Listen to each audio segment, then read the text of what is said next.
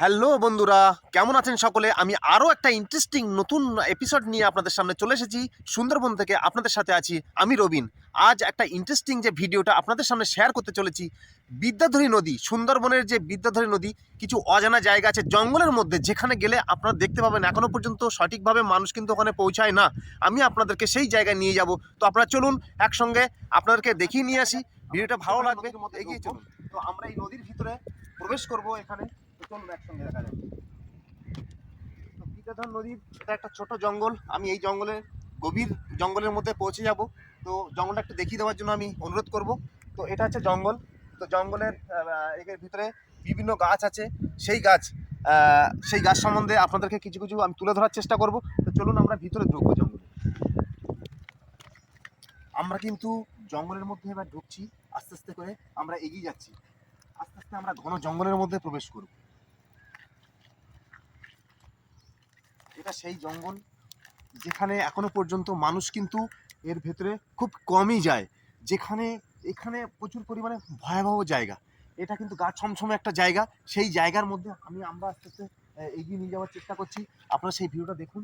তো আমি তার আগে দেখাবো, এখানে দেখুন শ্বাসমূল, কিছু কিছু শ্বাসমূল কিন্তু এখানে দেখা যাচ্ছে, যেটাকে বলা হয়, আমরা দেখেছি সুন্দরবনের যে শ্বাসমূল, যে সমস্ত আহ, যে গাছগুলো আছে, সেই গাছগুলোতে শ্বাসমূল বিভিন্ন জায়গায় দেখুন শ্বাসমূলটা কিন্তু ভরে আছে। ঘন জঙ্গলের মধ্যে প্রবেশ করছি। তো এখানে দেখুন, এটা হচ্ছে, আমরা যেটা জানি, আমি একটু দেখানোর কথা বলবো গাছটার দিকে। এটা হচ্ছে কেওড়া গাছ। তো এটা একটা কেওড়া গাছ, যেটা আমরা এখানকার সুন্দরবনের মানুষ শুধু নয়, এটা একটা পপুলার ফল গাছ, যেখানে এই ফলটা কিন্তু চাটনি খেতে খুবই ভালো লাগে, অসাধারণ।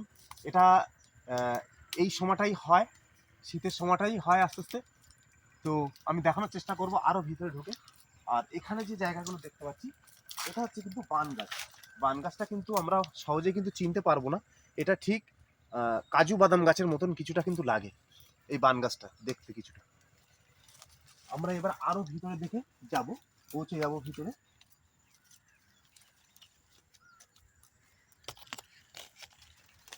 তো আপনারা নিশ্চয়ই অবশ্যই দেখতে পাচ্ছেন বন্ধুরা, আপনারা দেখুন এখানে।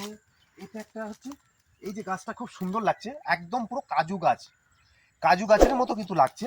তো এটা, এই গাছটা হচ্ছে, এটাকে বলা হয় গোরান গাছ। তো আমরা অনেকেই জানি, অনেকেই জানি না, কিন্তু আমরা বইয়ের খাতাতে আমরা যেগুলো দেখে থাকি, তো সেই জায়গায় আজকে আমরা কিন্তু এসেছি। সেই বিদ্যাধর নদীর কিছু কিছু অংশ আপনাদেরকে আমি দেখানোর চেষ্টা করছি। দেখুন এখানে নিচে কিন্তু ঘন জঙ্গল, প্রচুর ঘন জঙ্গল, যেখানে এখনো পর্যন্ত এখানে কোনো মানুষের পায়ের ছাপ কিন্তু নেই, যে এখানে মানুষ কিন্তু আসে না। সেই জায়গায় আমরা কিন্তু এসেছি। তো দেখুন এখানে ছোট বড় দিয়ে ঘন জঙ্গল। তো আমরা, এটা বান গাছ, অনেক রকমের বান গাছ আছে, তার মধ্যে দিয়ে এটা আরেকটা বান গাছ। এই বান গাছটা কিন্তু সম্পূর্ণ আরেকটা বান গাছ, যেটা আমরা যেটাকে বলি আহ, সুন্দরবনের যে পপুলার যে মধুটা, আমরা বলি অনেকের খলসে ফুলের মধু। তো এই যে খলসে ফুলের মধু কোথা থেকে হয়, খলসে ফুলটা কি? এই খলসে ফুলটা কিন্তু আমাদের এই সুন্দরবনের জঙ্গলে কিন্তু এটা পাওয়া যায়। তো এই বান গাছ থেকে বিভিন্ন খলসে ফুল আছে, সেই খলসে ফুলের গাছ থেকে কিন্তু এই মধু সংগ্রহ করে মৌমাছিরা কিন্তু এই চৈত্র মাস, অর্থাৎ এখন হচ্ছে আপনার নভেম্বর ডিসেম্বর, এই নভেম্বর ডিসেম্বর মাসে এখনই কিন্তু এই খলসি ফুলগুলো হয়। তো এই সময়টা থেকে কিন্তু মৌমাছি তার মধু, ফুল থেকে মধু সংগ্রহ করে তারা সঞ্চয় করে। তো এরকম একটা গা ছমছমে জায়গা, বিভৎস গা ছমছমের জায়গা। দেখুন এখানে কিন্তু কোনো মানুষই কিন্তু এখানে আসে না, কোনো মানুষের কিন্তু এখানে চলাচলই হয় না। আমি ক্যামেরাকে দেখাতে বলবো একটু চারিদিকে। আহ, জঙ্গলের মধ্যে বহুত, মানে কি বলবো, ভয়াবহ ভয়াবহ এখানে বিষধর সাপও থাকে এবং অনেক জীবও থাকে, জানোয়ার থাকে। তো আমি ক্যামেরাকে একটু চারিদিকে একটু ঘুরিয়ে দেখানোর কথা বলবো। আপনারা সবাই দেখতে পাচ্ছেন জঙ্গল, স্থানীয় মানুষও কিন্তু এখানে আসে না এই জঙ্গলটাতে।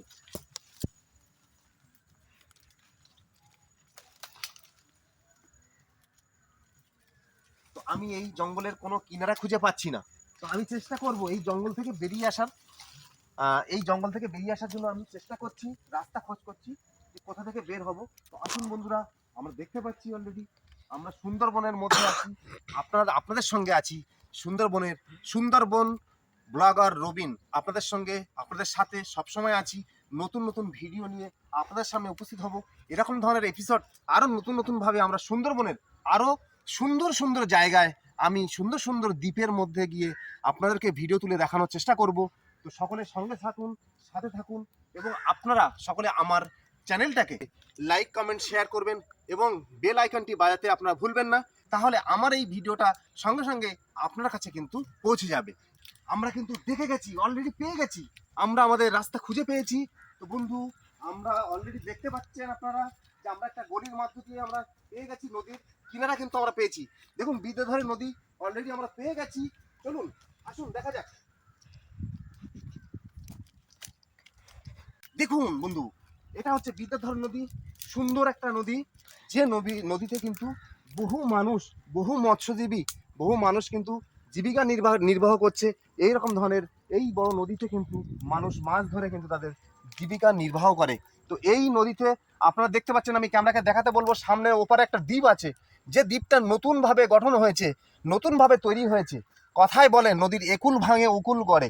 তো আজকে আমাদের বিদ্যাধরী নদীর এপারটা কিন্তু ভাঙছে, ওপারটা তৈরি হচ্ছে। অর্থাৎ আমরা ওই এর পরে নেক্সট এপিসোডে আপনাদের কিন্তু আমি ওখানে ওই দ্বীপটাতে নিয়ে যাওয়ার চেষ্টা করব। ক্যামেরাকে আমি একটু দেখানোর কথা বলবো, ওই বড় দ্বীপটাতে কিন্তু আপনাদেরকে নিয়ে যাব, যেখানে বালি দিয়ে কিছু এরিয়া বেষ্টিত ওই জঙ্গলটা তৈরি হয়েছে। তো ওই জঙ্গলটার মধ্যে আপনাদের কিন্তু আমি দেখার সুযোগ করে দেব। ভিডিওটা কেমন লেগেছে আপনারা আমার ভিডিওতে লাইক কমেন্ট অবশ্যই করে জানাবেন, এবং আপনারা কোথায় কোথায় যেতে চাইছেন, আপনাদের এই জঙ্গলের মধ্যে আপনাদের কোনটা ভালো লেগেছে সেই কথাটা আপনারা কমেন্টে তুলে ধরবেন।